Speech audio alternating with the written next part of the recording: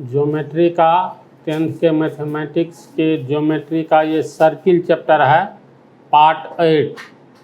तो इस प्रॉब्लम को दो विधि से बतला देंगे। तो ये पहली विधि है, इसमें बहुत अच्छी तरह समझना है, समझने वाली बात ही होती है, मैथ में रटने वाली नहीं।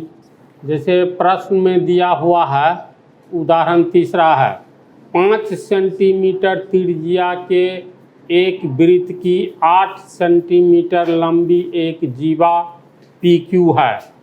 इतना ही पर पहले सोचो, 5 सेंटीमीटर त्रिज्या के एक वृत्त की 8 सेंटीमीटर लंबी एक जीवा PQ है। अगर ये O केंद्र वाला वृत्त है तो इसका त्रिज्या OP कितना दिया हुआ है, तो 5 सेंटीमीटर 5 cm, तो OQ भी हो गया 5 cm। ये त्रिज्या है। 8 सेंटीमीटर लंबी एक जीवा है, ये PQ 8 सेंटीमीटर लंबी जीवा है, ये भी दिया हुआ है। जो बात दी हुई रहती है इसको बुरे लकीर से दिखलाते हैं। इसके बाद फिर ये PQ यानी दिया हुआ है जीवा PQ बराबर 8 सेंटीमीटर, त्रिज्या OP 5 सेंटीमीटर, यानी OP त्रिज्या है बराबर OQ बराबर 5 सेंटीमीटर दिया है। P और Q पर स्पर्श रेखाएं परस्पर एक बिंदु T पर प्रतिच्छेद करती है।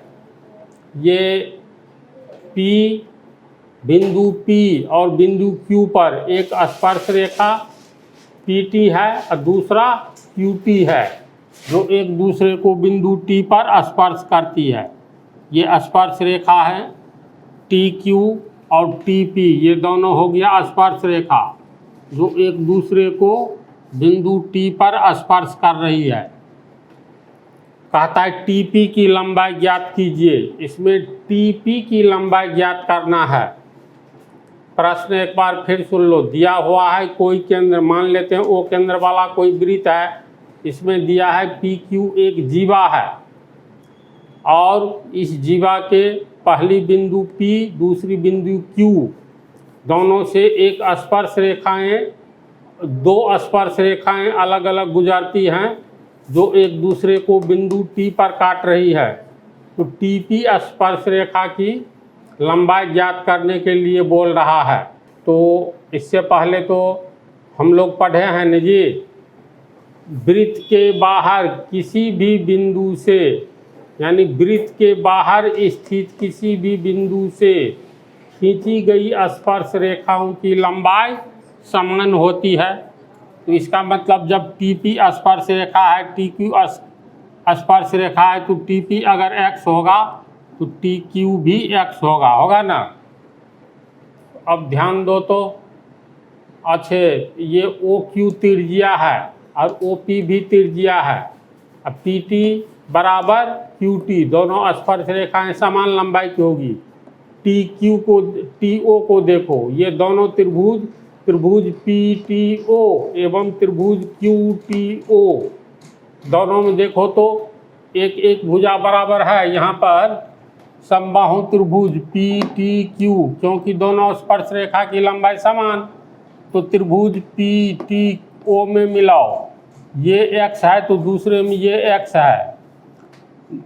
पहले त्रिभुज PTO का ये दूसरी भुजा 5 सेंटीमीटर, तो दूसरे त्रिभुज TQO का भी ये 5 सेंटीमीटर, तो दूसरी भुजा की लंबाई मिल गया पहली की, या तीसरी TO भुजा दोनों में उभयनिष्ठ है।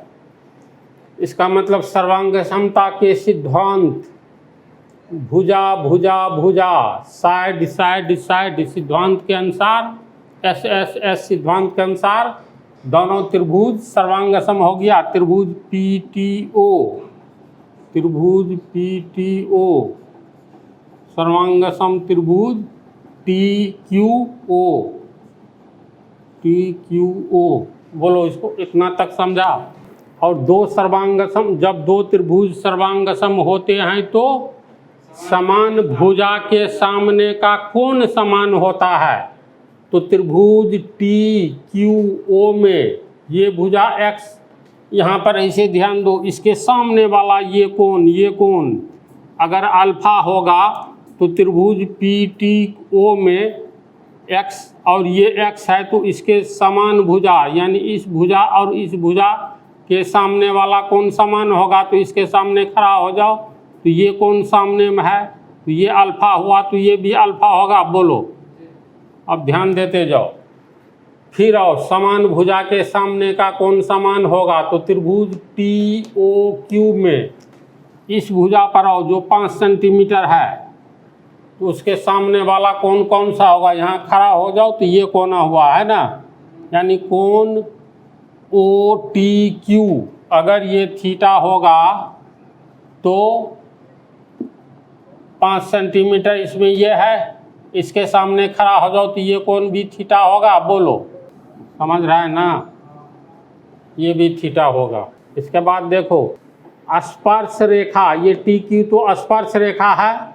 स्पर्श रेखा के स्पर्श बिंदु से गुजरने वाली त्रिज्या स्पर्श रेखा पर लंब होती है एवं त्रिज्या पर स्पर्श रेखा लंब होता है। ये थ्योरम तो पढ़ा है।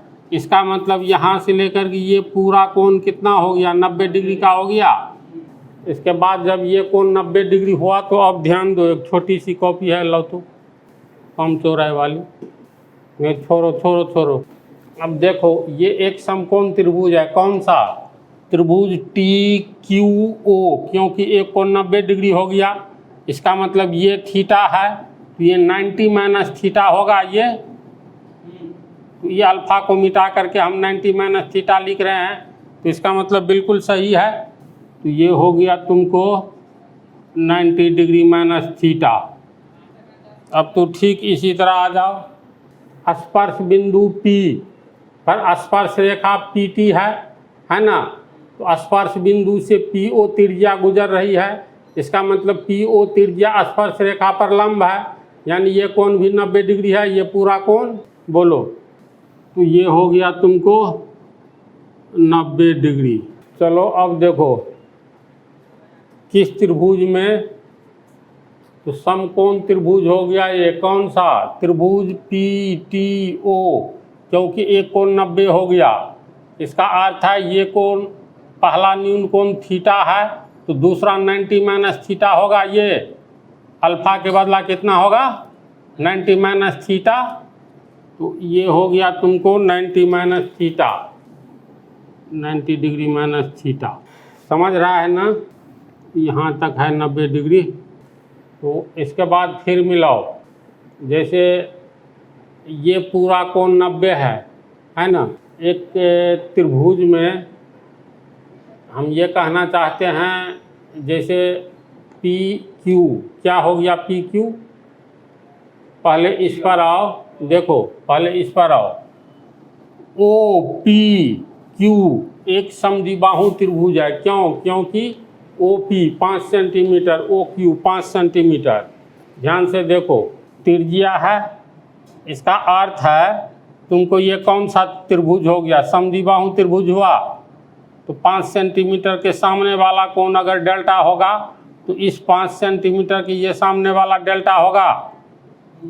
सोचो, होगा ना। तो चलो इसको हम लोग मान ले डेल्टा, तो ये भी हो गया डेल्टा। समद्विबाहु के त्रिभुज के दोनों दो कोण समान होते हैं। अब देखो सब कोण निकल चुका है ना। ये कोण कितना होगा, ये पूरा है 90, देखो ये पूरा है 90, समझा। तो ये हो गया डेल्टा, तो ये कोण कितना होगा, 90 माइनस डेल्टा होगा। खाली यही निकालो ना, इसके बाद देखते जाओ। ये हो गया तुमको इतना ही कोण हो गया 90 माइनस डेल्टा। ये कोण डेल्टा है, ये पूरा 90 डिग्री है, तो सिर्फ इतना क्या हुआ 90 माइनस डेल्टा होगा। ये कोण पूरा है 90 डिग्री और जिसमें ये डेल्टा है तो 90 में से ये डेल्टा घटा दो यानी हटा दो, तो ये कोण 90 डिग्री माइनस डेल्टा होगा। अब सब कोण निकल गया है ना।